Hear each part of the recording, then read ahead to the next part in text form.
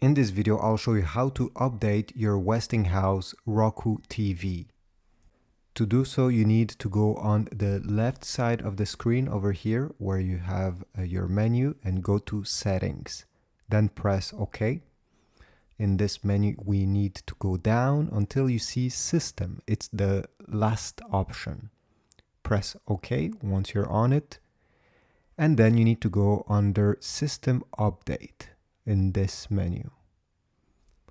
When you're on it, press OK, and then you're gonna select Check Now. It will search for an update, and if there is one, it will be presented to you.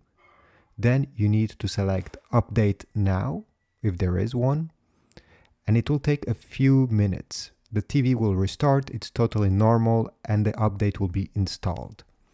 If you're still having problem with your Westinghouse TV, I suggest that you just unplug it from the wall and wait 5 minutes. Once the 5 minutes has passed, you can plug it back into the wall socket and this will fix many issues. I hope this was useful. If so, please leave a like, a comment, check the links in the description, and I will see you in another video.